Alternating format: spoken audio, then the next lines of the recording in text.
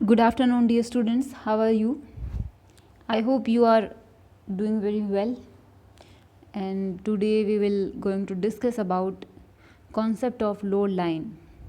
So, मैं हूँ Kiran Dhil, assistant professor physics in government girls college Bara, and we are going to record an e-lecture of electronics. And today's topic is load line, concept of load line and the operating point. सो क्या है load line? अभी तक हम लोगों ने transistor के अंदर transistor किस तरीके का होता है, किन तरीक़ों का होता है, पीएनपी, एनपीएन, और उसमें करंट की डायरेक्शन कैसे शो की जाती है, एमीटर क्या होता है, बेस क्या है, कलेक्टर क्या है, emitter base junction forward bias है, collector base junction always reverse bias है, उनके कैरेक्टरिस्टिक के बारे में पढ़ा, input characteristic and output characteristic. और जो इनपुट और आउटपुट कैरेक्टरिस्टिक है उनको 3 configuration, common base, common emitter and common collector, तीनों कन्फिग्रेशन में हमने उनको स्टडी किया। तीनों कन्फिग्रेशन के अंदर हम लोगों ने input characteristic and output characteristic को स्टडी किया। तो इनके जो इनपुट कैरेक्टरिस्टिक थे वो मोस्ट प्रोबेबली जो फॉरवर्ड बायस्ड डायोड होता है उसके सिमिलर थे, और जो आउटपुट कैरेक्टरिस्टिक थे उसको 3 रीजन के अंदर डिवाइड किया गया था, in which the first one is active region, and the second one is cut off region, and third is saturation region. Transistor के नॉर्मल ऑपरेटिंग के लिए हम लोग हमेशा एक्टिव रीजन या सक्रिय क्षेत्र जो होता है उसका यूज़ करते हैं, बिकॉज़ उसके अंदर जो एमीटर बेस जंक्शन होता है वो ऑलवेज़ फॉरवर्ड बायस होता है, और जो कलेक्टर बेस जंक्शन होता है वो ऑलवेज़ रिवर्स बायस होता है। और उसके बाद जब हमने कट ऑफ रीजन की बात की थी तो उसके अंदर emitter base junction and collector base junction both are in reverse bias, and in the saturation region emitter base junction and collector base junction both are in forward bias. तो उनके द्वारा हम लोगों ने input resistance in static condition and in dynamic condition, output resistance हमने निकाला था static and dynamic condition, and उसके बाद हम लोगों ने करंट को भी स्टडी किया। करंट एम्पलीफिकेशन फैक्टर निकाला था alpha DC for common base, beta DC for common emitter, and gamma DC for common collector. और हम लोगों ने ये स्टडी किया था कि गामा डीसी जो है वो दोनों से ज़्यादा बड़ा होता है, लार्ज होता है। Gamma DC is greater than beta DC and greater than beta DC is greater than alpha DC. तो आज हम लोग उसी श्रृंखला में आगे बढ़ने जा रहे हैं, क्योंकि हम लोगों ने ये स्टडी किया था कि ट्रांजिस्टर जो है वो एक एम्पलीफायर के फॉर्म में यूज़ किया जाता है, बिकॉज़ इसके अंदर क्या होता है, इनपुट सेक्शन में जो रेजिस्टेंस होता है वो बहुत ही कम होता है, because input section is forward bias. तो फॉरवर्ड बायस में क्या होता है, रेजिस्टेंस कम होता है, और जो कलेक्टर बेस जंक्शन होता है वो क्या होता है, रिवर्स बायस, और रिवर्स बायस के अंदर इम्पिडेंस या रेजिस्टेंस जो होता है वो हाई होता है। तो हमें जो आउटपुट है उसके सिरों पे अगर हम लोग कोई लोड जोड़ दें, कोई रेजिस्टेंस जोड़ दें, तो उस पर जो हमें आउटपुट मिलेगा वो इनपुट के कंपैरिजन में वोल्टेज भी बढ़ा हुआ, करंट भी बढ़ा हुआ और पावर भी बढ़ी हुई, यानी कि वोल्टेज, करंट और पावर का क्या होता है, एम्पलीफिकेशन होता है। ठीक है, तो इसको एम्पलीफायर के रूप में यूज़ किया जाता है। एक एम्पलीफायर में 2 या 2 से अधिक ट्रांजिस्टर जो है वो सामान्यतः यूज़ किए जाते हैं।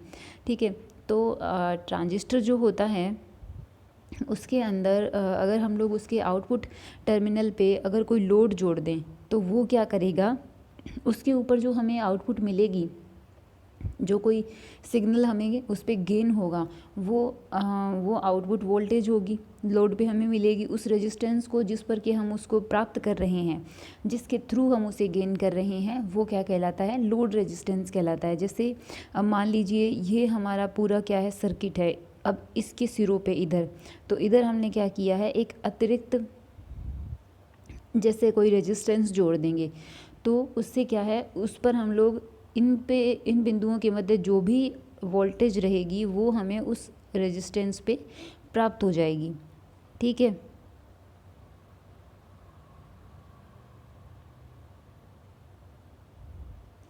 ओके। तो उनका उस रेजिस्टेंस को हम क्या कहते हैं, लोड रेजिस्टेंस कहते हैं, जिसके ऊपर हम लोग आउटपुट को प्राप्त करते हैं उसको हम लोड रेजिस्टेंस कहते हैं। अब हमारे पास एक NPN common ammeter amplifier circuit जो है वो डिज़ाइन किया गया है। उसके अंदर देखिए, ये इसका डायग्राम है, ये फर्स्ट वाला जो मैंने यहाँ लिखा है फर्स्ट, ये वाला, तो इसमें बैटरी VBB बेस वाली बैटरी जो है वो क्या करती है, वो हमारे एमिटर जंक्शन को फॉरवर्ड बायस करती है, क्योंकि ये क्या है NPN है, तो एमिटर जो है वो नेगेटिव से जुड़ना चाहिए for true connection and for forward bias also emitter should be connected to base negative because it is N type semiconductor device. So इसको हम लोगों ने नेगेटिव से जोड़ा है। और ये जो रेजिस्टेंस है RB, इसका नाम है RB रेजिस्टेंस, यहाँ लिखा नहीं है मैंने, इस तरीके से यहाँ लिख रखा है जैसे मैंने ये वाला। तो यहाँ पे ये रेजिस्टेंस RB जो है वो इनपुट जो बेस करंट है IB उसको क्या करता है, कंट्रोल करता है। ये बैटरी वोल्टेज VBB एमीटर को फॉरवर्ड बायस प्रदान करती है और RB जो रेजिस्टेंस है वो करंट IB को कंट्रोल करता है। इसी तरीके से क्या होता है, इस आउटपुट सेक्शन के अंदर जो बैटरी VCC है वो कलेक्टर को क्या करती है, रिवर्स बायस प्रदान करती है, because collector is N type और हमने इसको पॉजिटिव से जोड़ रखा है। ठीक है, RL यहाँ पे क्या है, एक लोड रेजिस्टेंस होता है जिस पे एम्पलीफाइड सिग्नल जो है वो हमें प्राप्त होता है। ये हमने बाहर से एक्सटर्नल सिग्नल जो है वो लगा रखा है VI, बाहर से हम लोग कोई सिग्नल अप्लाई करेंगे जिसका हमें एम्पलीफिकेशन करना होगा और उस लोड रेजिस्टेंस के सिरों पर हमें क्या होगा, वो आउटपुट सिग्नल जो है वो प्राप्त हो जाएगा एम्पलीफाई होने के बाद। यहाँ पे C1, ये C1 कैपेसिटर है C1 और ये यहाँ पे C2 है।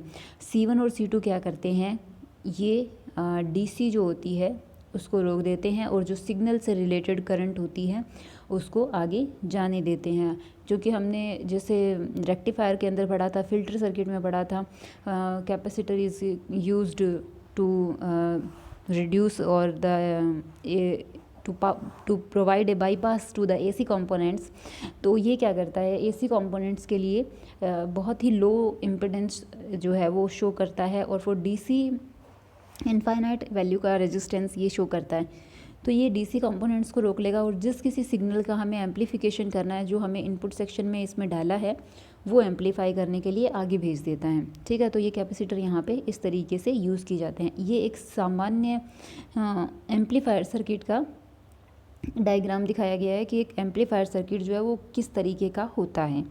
ठीक है, अगर हमने जो एम्पलीफायर सर्किट है उसमें बाहर से कोई भी सिग्नल नहीं दे रखा है, जैसे आपने ये सिग्नल नहीं दे रखा है, तो डायग्राम कैसा होता है, तो इसको आप हटा देते हैं। अब सिग्नल को, ये कैपेसिटर क्या काम कर रहे थे, सिग्नल को पास करने का ही तो काम कर रहे थे, तो कैपेसिटर लगाने की क्या ज़रूरत है जब हमने सिग्नल ही नहीं दिया है। ठीक है, तो डायग्राम कैसा आ जाएगा, ये वाला जो हिस्सा है इसका, बस। ठीक है, ये आ जाता है इसके अंदर।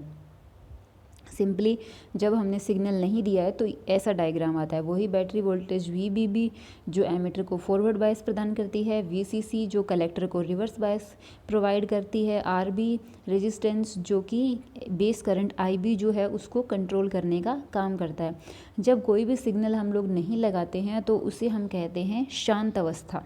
जब एक्सटर्नल सिग्नल हम लोग नहीं लगाते हैं ना, तो उसे क्या कहते हैं, शांत अवस्था या क्वेसेंट कंडीशन कहते हैं। ठीक है, और शांत अवस्था में ट्रांजिस्टर का जो प्रभावी परिपथ होता है वो कुछ इस तरीके का होता है। इस परिपथ के अंदर आप देखिए जो आउटपुट है, आउटपुट वाला जो सेक्शन है वो ये वाला है।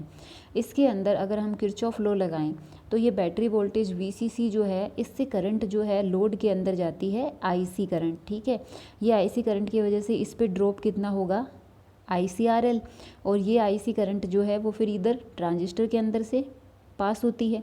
ठीक है, तो इस ट्रांजिस्टर के ऊपर जो वोल्टेज ड्रॉप होगा वो क्या होगा, VCE, बट जो कलेक्टर एमीटर जंक्शन है उस पर VCE वोल्टेज जो है वो ड्रॉप होगा।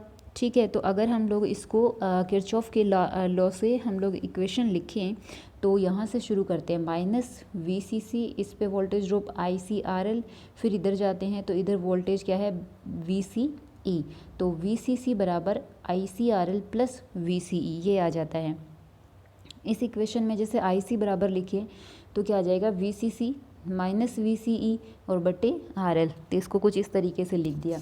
इसको कुछ इस तरीके से लिखने का कारण ये है, सिमिलर है, ये ऐसा ही तो है, VCC माइनस VCE बटे RL, ये था VCC बटे RL, ये रहा, और VCE और -1/RL लिखा है इसने। ठीक है, ये लिख दिया।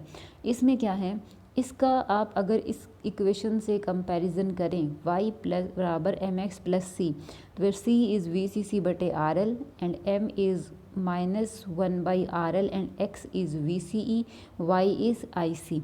तो आप इसको एक स्ट्रेट लाइन ड्रॉ कर सकते हो, ठीक है। एक लाइन के साथ आप इसका कंपैरिजन कर रहे हो तो आई सी एक स्ट्रेट लाइन हो गई ना, जैसे y is equal to m x plus c एक लाइन है, उसी तरीके से ये भी एक लाइन हो गई जहाँ y तो है आई सी और x है वी सी ई। तो इस तरीके से हम क्या करेंगे, y एक्सिस पे तो ले लेंगे आई सी और x एक्सिस पे ले लेंगे वी सी ई, ठीक है। तो ये एक लाइन हो गई।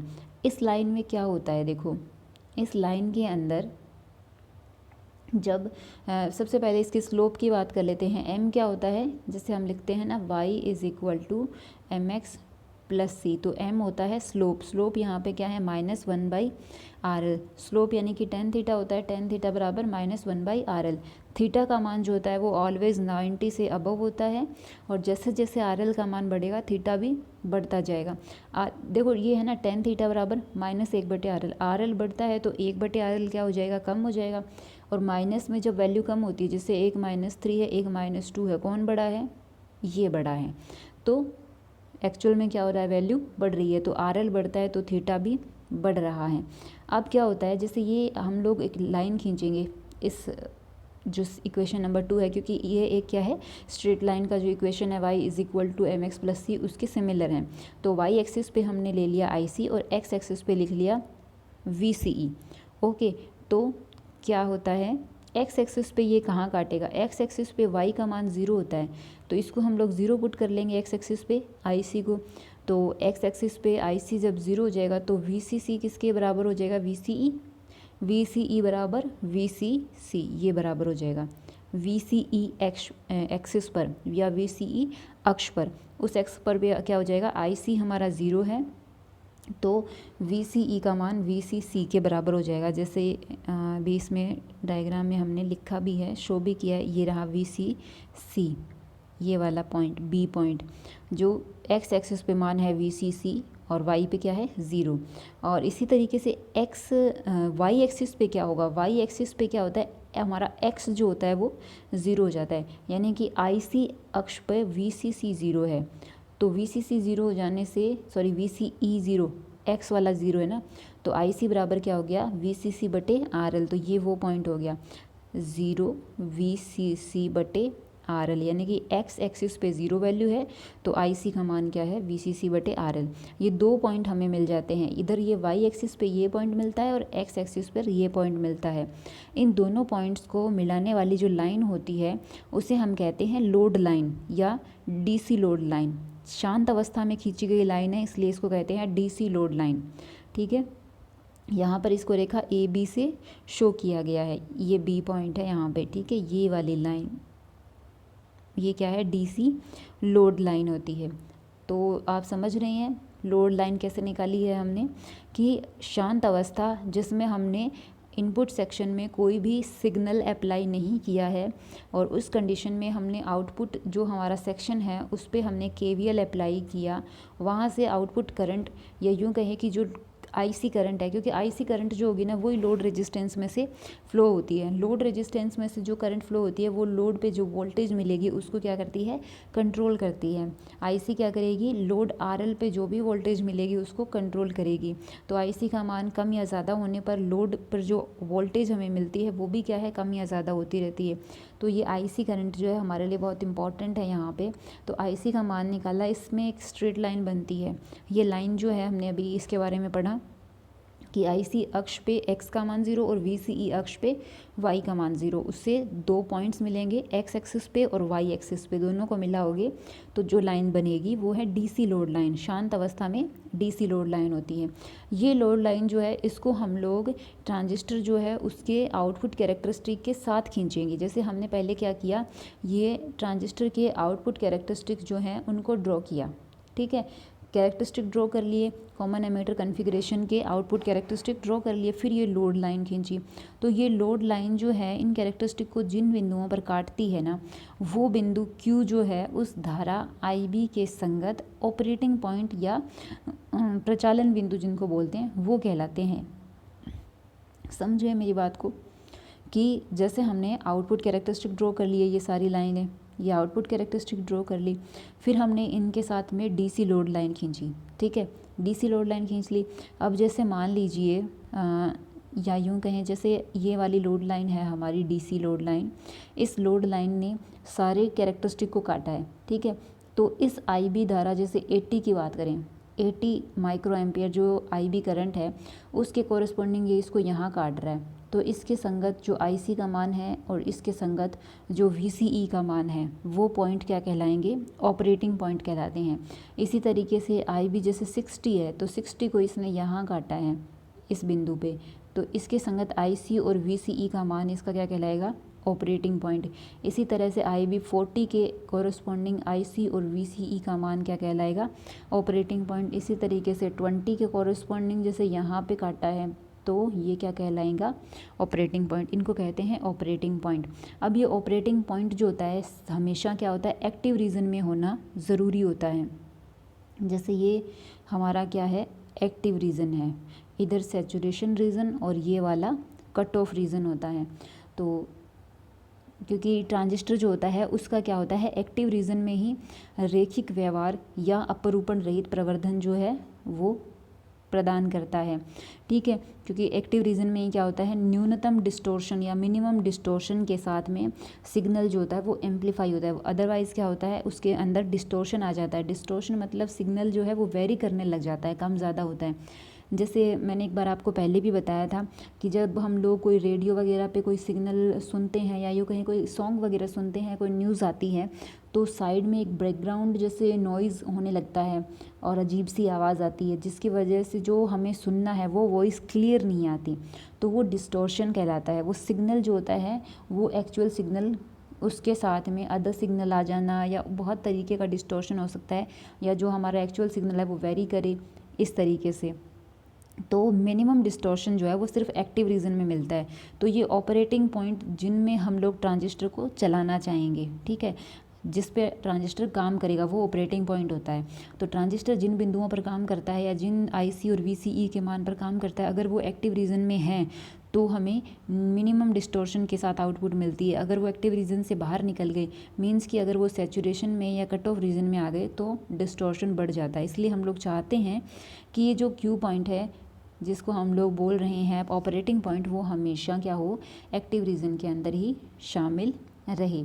अब जैसे हम लोग क्या करते हैं, कोई सिग्नल अप्लाई करते हैं ना, तो सिग्नल अप्लाई करने से क्या होता है, जो हमारी इनपुट करंट है आईबी उसके अंदर परिवर्तन आता है, और आईबी में परिवर्तन आता है तो क्यू पॉइंट भी क्या होता है, एक्टिव रीजन से डिस्प्लेस हो सकता है। इसीलिए ये क्यू पॉइंट जो है वो मैक्सिमम टाइम एक्टिव रीजन के बिल्कुल सेंटर में लिया जाता है, ताकि अगर किसी भी तरीके का सिग्नल थोड़ा बहुत वेरी करे तो वो संभाल ले उसको, और क्यू पॉइंट जो है वो एक्टिव रीजन में ही बना रहे।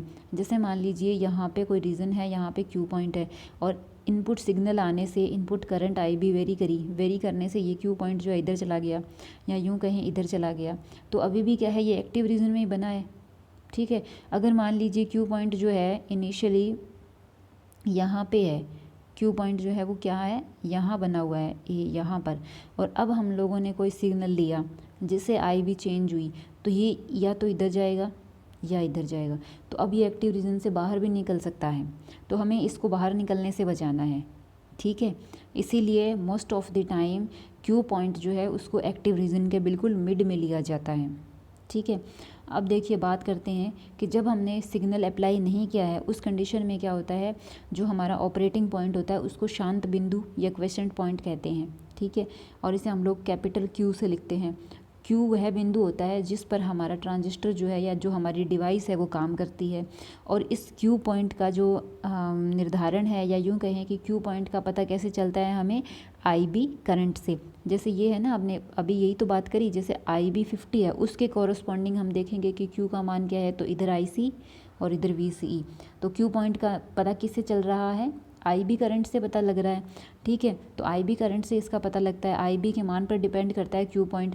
तो आधार धारा का मान किस पे डिपेंड करता है, बैटरी वोल्टेज वीबीई, आरबी जो रेजिस्टेंस है, और बैटरी वोल्टेज वीबीबी, इनके द्वारा इसका जो है वो निर्धारण होता है। जैसे ये है ना हमारा सर्किट, करंट आई बी जो है वो यहाँ पे बेस जंक्शन के अंदर जाएगी, तो ये बेटी V B B R B और ये बेस एमिटर जंक्शन जो है उस पर जो वोल्टेज ड्रॉप होगा, इन पे करंट आई बी जो है वो डिपेंड करती है।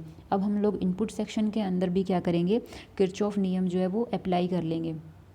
तो जैसे इसके अंदर क्या होगा, ये माइनस वी बी बी, इसमें से करंट जाएगी आई बी, तो इस पर वोल्टेज ड्रॉप होगा आई बी आर बी। फिर इधर आएंगे तो बेस एमिटर जंक्शन पे वोल्टेज ड्रॉप होगा प्लस वी बी ई। तो इसको आप जब इक्वेशन के फॉर्म में लिखोगे तो वी बी बी बराबर I B R B plus V B E. यहाँ से आई बी का मान आ जाता है V B B minus V B E बटे R B. V B E जो होता है वो काफ़ी कम होता है, क्यों?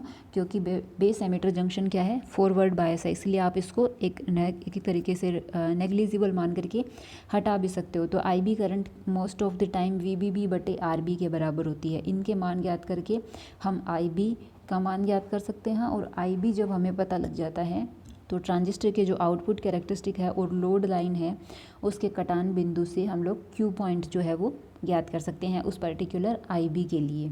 ठीक है, अब ये तो तब तक था जब तक हमने कोई सिग्नल अप्लाई नहीं किया था।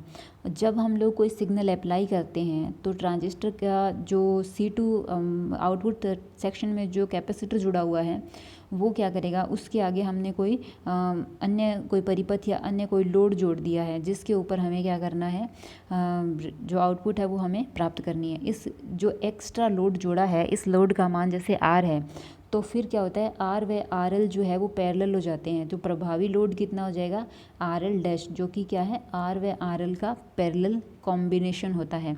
शांत अवस्था में डीसी लोड लाइन पर प्राप्त क्यू बिंदु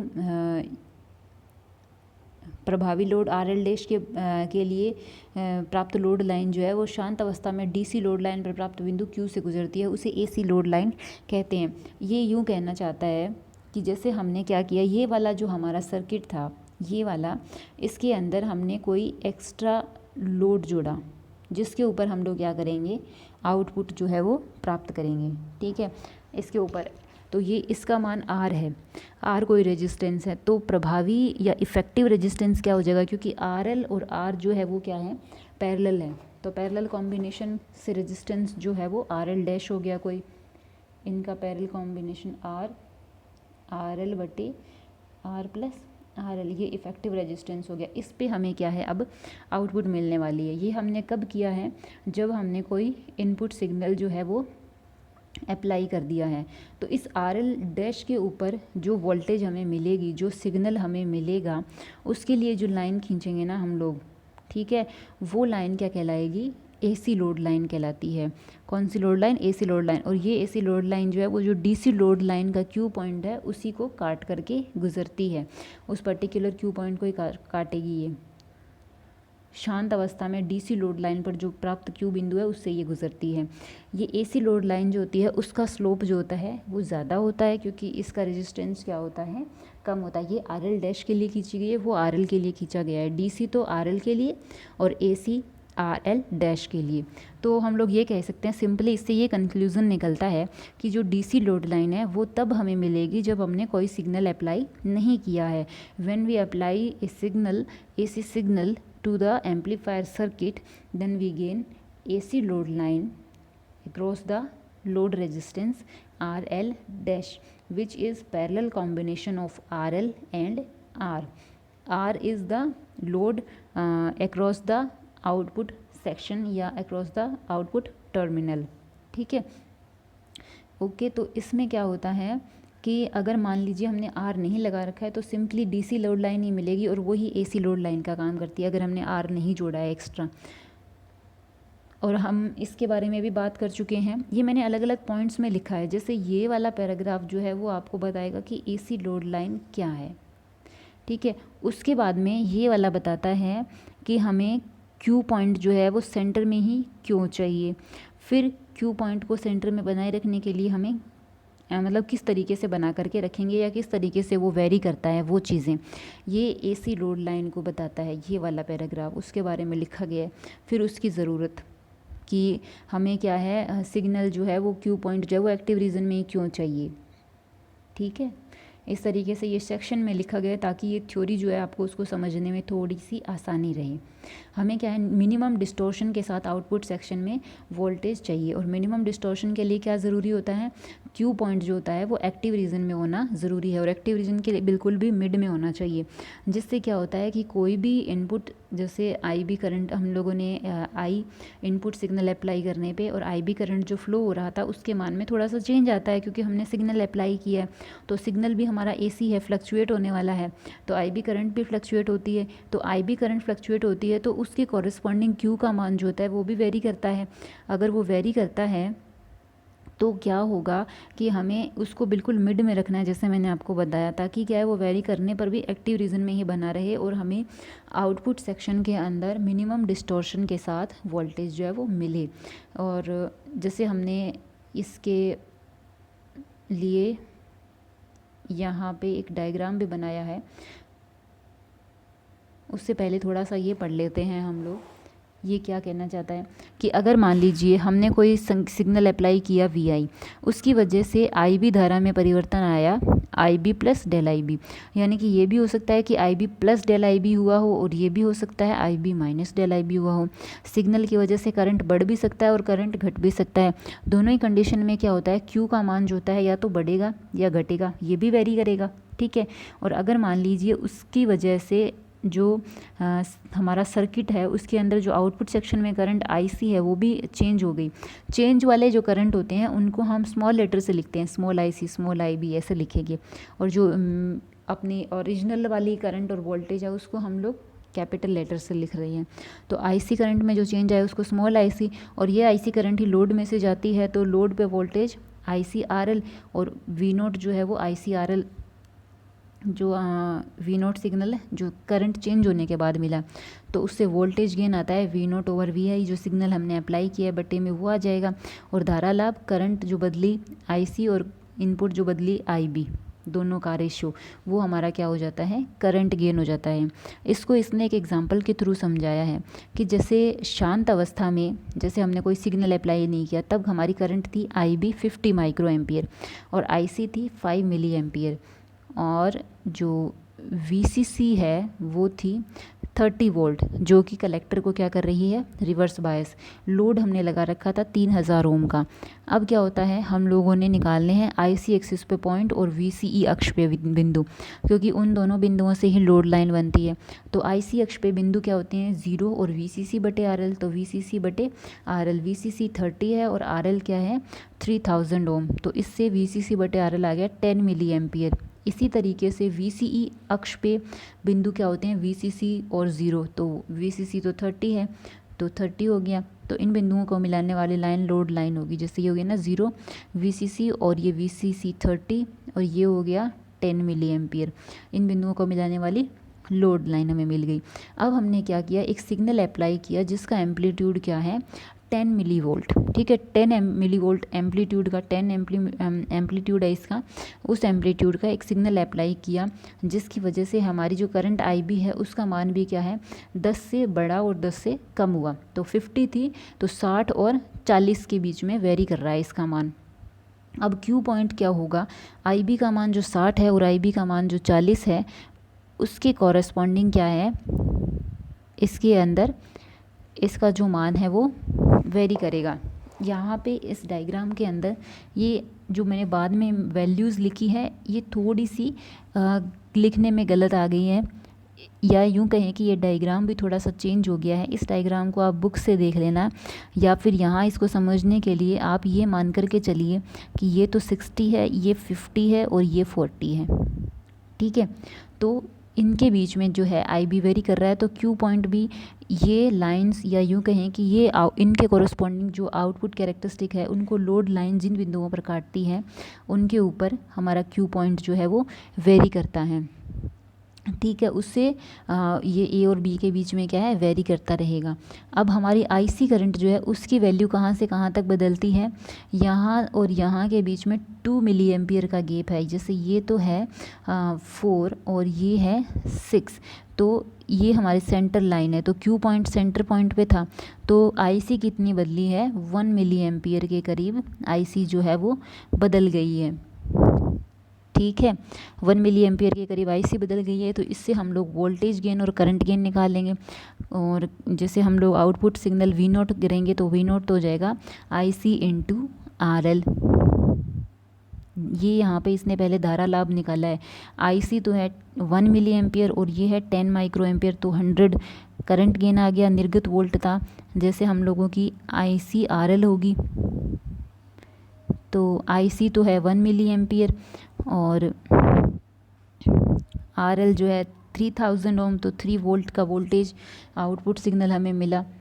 10 माइक्रो एम्पियर 10 मिली वोल्ट का सिग्नल अप्लाई किया था और 3 वोल्ट का मिला, तो वोल्टेज गेन 300, ठीक है। Power gain 3 into 10 to the power 4।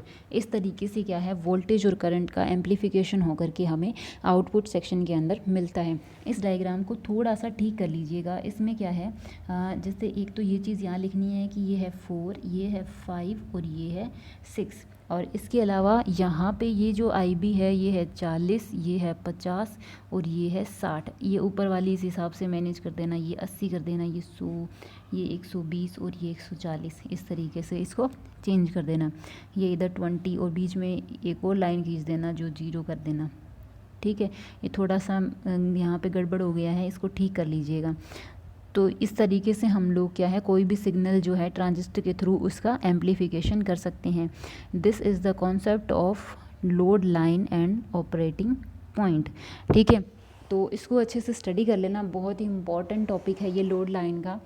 कई बार एग्ज़ाम में पूछा जाता है, या यूँ इसके ऊपर न्यूमेरिकल्स भी पूछे जा सकते हैं कि किस तरीके से क्यू पॉइंट निकालेंगे, ऑपरेटिंग पॉइंट कैसे निकालेंगे, या DC लोड लाइन के कटान बिंदु या इंटरसेक्शन पॉइंट जो है वो कैसे निकालेंगे। तो इसको अच्छे से स्टडी कर लेना। अगर कहीं भी कोई भी प्रॉब्लम रहे तो आप इसको पूछ सकते हो, और पढ़ना मत छोड़िए। बीच में आप अगर गैप दोगे तो वापस इसको पिक करना बहुत ही मुश्किल हो जाएगा, क्योंकि हम जहाँ तक संभव होगा निरंतर जो है वो बने रहेंगे, कंटिन्यू करते रहेंगे। कंटिन्यूटी रखिए पढ़ाई के अंदर। खुश रहिए, स्वस्थ रहिए। धन्यवाद।